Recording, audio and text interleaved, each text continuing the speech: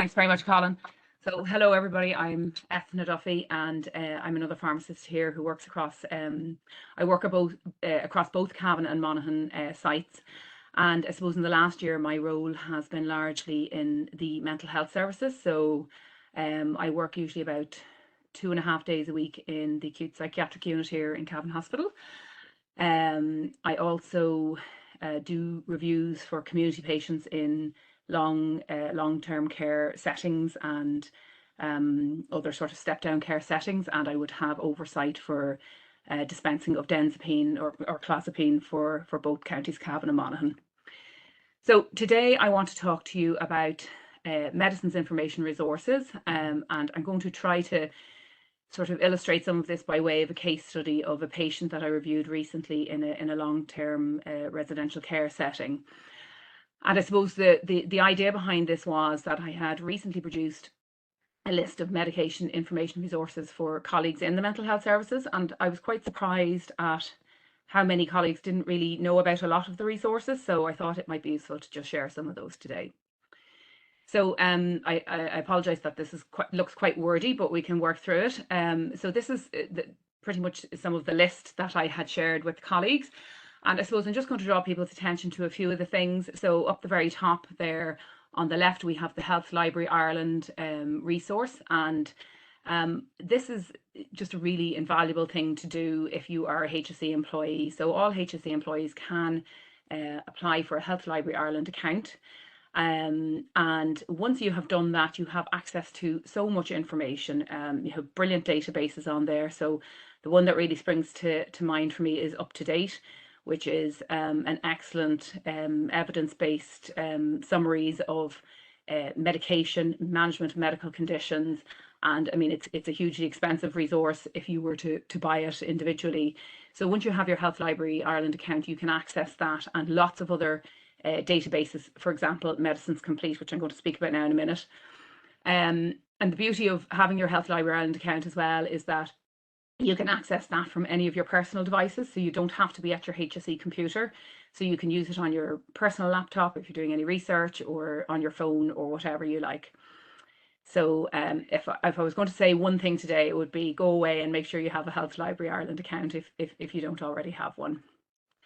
So the next one there is Medicines Complete, which, as I said, you can get through the Health Library Ireland, but also what a lot of people don't realise is that it's available on all HSE computers. So if you literally Google Medicines Complete and you click into it and click into the login screen, you will automatically be logged in as a HSE employee. And again, it's another brilliant resource, especially for us pharmacists. So you have access to BNF, children's BNF, interactions checkers, palliative care formularies, and a whole lot of other publications on there. So a really, really good website. And then the next two there, medicines.ie and the HPRA website. So by logging into those, and again, these are free on any computer anywhere, they're public access. You can get summary product characteristics and patient information leaflets for all medicines that are marketed here in Ireland. So again, a really good place to find information. I've just noted the renal handbook there. So we would use that a lot in pharmacy to guide us in renal dosing. But again, just remembering that all of your product SPCs will have good information usually on renal dosing, as well as a lot of other things in them. And NEWT guidelines, again, another one that we would use in pharmacy, and we're always happy to give advice regarding swallowing difficulties or administering medicines via enteral feeding tubes. Just on the next page there, I've just mentioned the SPS, which is an NHS-based medicines information service, so that's quite a good resource. The HSE preferred drugs is really come on so much. There's brilliant work done being there with HSE medicines management. So one that springs straight to mind after Donna's presentation there is the HSE tips for DOAC prescribing. So again, if you just literally Googled HSE prescribing tips DOACs, you get a lovely coloured page which gives a summary pretty much of a lot of the dosing information that Donna gave us there in her presentation. And then also choice in medication is very important website for ourselves in mental health. So again, the HSE have a version of choice and medication. It's a UK it's a UK publication, but if you Google HSE choice in medication, that will come up. And again, it has lots of information on all medication to do with mental health. And it has a range of patient information leaflets, and in particular it has ones that are standard information, and ones that give the most basic and simple information, even with sort of pictures and things like that, depending on the level of understanding of the patient or their carer. Liverpool interactions checkers are brilliant for those various illnesses there, so cancer, COVID-19, hepatitis and HIV. And then Credible Meds is excellent. Again, we use it a lot in mental health. There's login details there that we use, but you can register for your own account free. And that's really good if you're looking at QTC prolongation in drugs. So just skipping to the last few there, one that I'm sure Ashton Clancy would be very interested in is the HSE antibiotic prescribing guidelines. So that's community guidance. And again, it gives a full range of information on conditions that we might treat with antibiotics, and good guidance on whether or not we should be using an antibiotic, or is it a sort of a red antibiotic, and so on and so forth. So that's the main ones there. And I'm going to attempt to just show some of how I would have used some of them in a recent review of a patient. So my patient is a 63-year-old lady, so we'll call her Mary Doe, or MD, and she's in a long-term residential care facility. She's a mixed mental health diagnosis with a depressive theme and mild intellectual disability. In her physical health, she has a history of diabetes, or she has type 2 diabetes. A history of seizures was noted on her file, some swallowing difficulty, constipation, angina, knee pain, a recent diagnosis of osteoporosis, and she has regular urology review. She has some problems with voiding. She can also be incontinent at times. And she's noted as very sensitive to change in medication. And interestingly, from when I was just listening to Deirdre's presentation, her consultant also told me that her family can be quite insistent about things not being changed. So again, going back to that point of resistance to change, but she also has problem use of benzodiazepines. So I looked at her laboratory data over the previous year, and it was largely good. Some mild elevation of LFTs, but kind of a consistent one. HbA1c was quite good, blood pressure was good, renal function good, TFTs in range, a slightly raised prolactin, and her lithium was in a good range, and a little bit anemic, but taking some oral iron. Now, this is her regular medication list. So it's quite extensive and includes quite a substantial dose of regular lorazepam daily. So you can see 2 milligrams 4 times a day, which is a big dose. She's on a number of psychotropic drugs, as well as a number of other medicines for her physical health. She also had quite an extensive PRN list. So just to have a quick flick through that. So after reviewing her clinical notes and her laboratory work, I decided the first thing then I would do is run her medicines into through Medicines Complete into the Stockley's interaction checker. So as I say, Medicines Complete, a brilliant resource. So you just pop all your medicines in there into your interactions checker. And then we can see here, so if we look on the left-hand side where it says filter by warnings, so we could see that there was 63 results came out altogether. Now, we're not necessarily interested in all 63 of those, but we are definitely interested in the ones that are like potentially life-threatening or contraindicated. So 3 of those come up, and we hope never to have too many of those when we're reviewing patients. And they were really regarding QT prolongation, and one of the majorly offending drugs that was on it was domperidone, which is contraindicated with these 3 drugs: haloperidol, lithium, and olanzapine. And this was on her PRN list. So so in this instance, I recommended that domperidone be removed from her medication record. She also had risks of serotonin syndrome, so she's prescribed a lot of medicines with serotonergic effects, including lithium, duloxetine, and mirtazapine. So in this case, the advice was not necessarily to stop, but certainly to monitor for signs of serotonin syndrome. And I noticed one of the drugs that was actually could contribute to developing serotonin syndrome was dextromethorphan, which again was in her PRN section. So it was interacting there with 3 different medications. And I suppose there's probably limited clinical value to having it in her PRN section. So again, considering possible risk, I suggested that we remove this from her medication record. And I suppose also, just, she is on lithium the last year and she's been having quite a good response to that. So we've sort of said, maybe in the future then we might try to consider rationalizing some of the other psychotropic medicines. Considering she's having a good response to the lithium, maybe other things could be reduced. So again, just going back to her lithium, so this is a high-risk drug with a narrow therapeutic index, and there's a number of interactions, but really we want to focus on the ones that are probably the most important at the beginning. So this lady's prescribed perindopril, and ACE inhibitors we know should be used in caution as they can increase that risk of lithium toxicity. However, at the time of review, she was well established on both medications with no issues. But her last monitoring had been January 23, and this was around October time. So again, I would have recommended much more frequent monitoring. And just other things from the product SPC, which would have told us, make sure to have adequate and steady fluid intake and be vigilant for any signs of toxicity.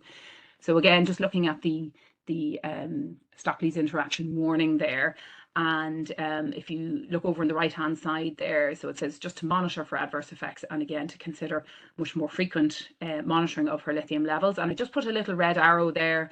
I can't see it because my little screen is on top of it, but hopefully you can, where it says see Stockley's for more information. And if you click in there, then you go to the next screen, which is at the bottom of this slide. And that gives additional information about, say, for example, lithium and ACE inhibitors. And scrolling through that page gives you some of the clinical evidence summaries about that interaction. So just moving on to carbamazepine. So I had noted a history of seizures in this lady's clinical notes, but nobody in the actual care facility could remember that her ever having a seizure. So I decided to speak to her consultant a bit about this, and he was able to tell me that she'd had a previous bleed on the brain at one point, followed by a seizure, but no seizures really since then. And we know carbamazepine causes a large number of medication interactions due to enzyme induction, and could decrease her exposure to a number of drugs, which I've listed there. And it can also produce anticholinergic side effects and contribute to falls, and it can activate latent psychosis in the elderly. So I felt it might be worth reviewing this in the future, particularly with her advancing age. And for example, if she, at some point, if she had to commence on a DOAC, it would be a massive problem to be taking carbamazepine. So her consultant had, agreed that at some point we might try to look at this. So again, using the medicines.ie website, I was able to go to the product SPC for Tegretol tablets, and that's just a little clip of it down the bottom there.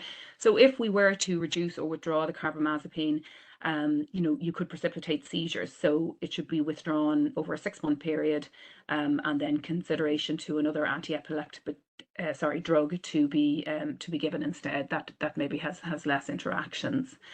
And then I said as well that a baseline therapeutic drug level for some of her other medications, so for example, her olanzapine and lithium, would be useful before any withdrawal of carbamazepine, because if it was withdrawn, we would have to really closely monitor her response to other medication, as exposure to those medications then might increase after withdrawal of carbamazepine. So looking at MD's bowel and bladder health, so she was prescribed both Movicol and lactulose, and PRN Microlax, which had been utilised a few times recently. So considering they're both osmotic laxatives, I suggested maybe considering switching one of them to an alternative. So for example, Senna or maybe Docusate, to give additional benefit and hopefully spare the use of the Microlax enema. She'd also been prescribed methanamine, and that had been prescribed by her consultant urologist, but there was no clear duration of treatment. And again, looking at another resource there, which I'd mentioned, which is the HSE antibiotic prescribing guidance. Now I've snipped a few different bits from different pages of it here. So firstly, looking at UTIs in residential care facilities and nursing homes, the question, should I consider antimicrobial prophylaxis in UTIs? And the answer is do not routinely do that. And I'm sure Ashton Clancy will tell us much more about that later.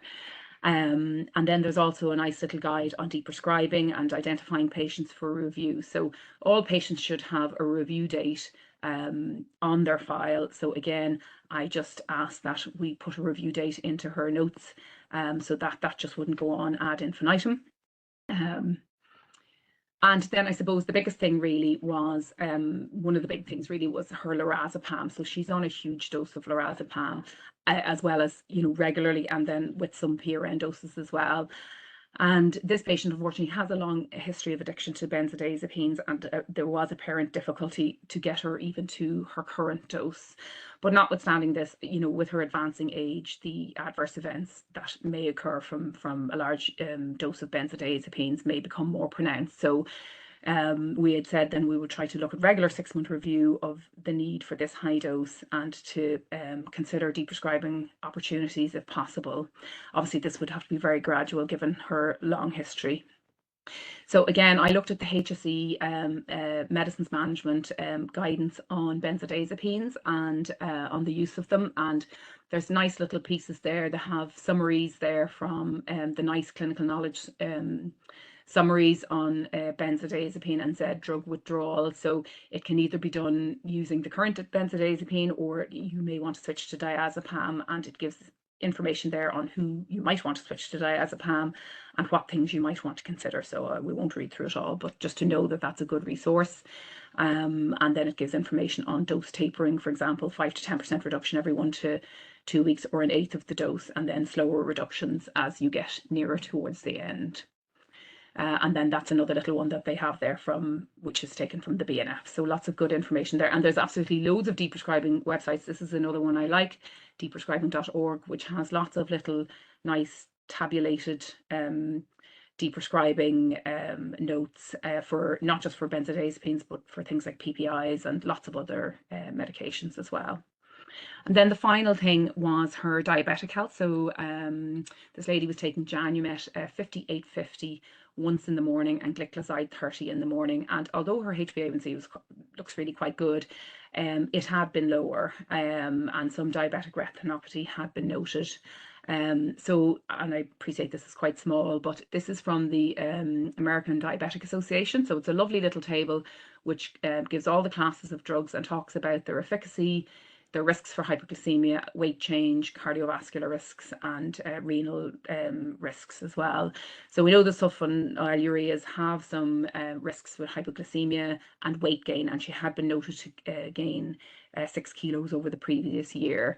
So I also just discussed this with a diabetic clinical nurse specialist. So as I say, while gliclazide is good in early treatment, it becomes less useful as time goes on, and perhaps a review of her medication would, if the gliclazide was to be stopped, maybe her Janumet could be increased to twice a day, which is the normal dosage, and then other agents might become more important, maybe as her cardiac health progresses. So for example, SGLT2 inhibitors. So that was the main points. There was some other things because she's on quite a lot of medication, but by using those resources, I was able to highlight some very important medication interactions, give advice regarding stopping or additional monitoring of medicines, deprescribing advice, and advice regarding rationalizing therapies, and some advice regarding her physical health meds. So that's just some of the references there. And if there's any questions, if we've any time, I hope we're in time. I think we'll save them to the end, Eithne. Thank you very much. Okay, thank you.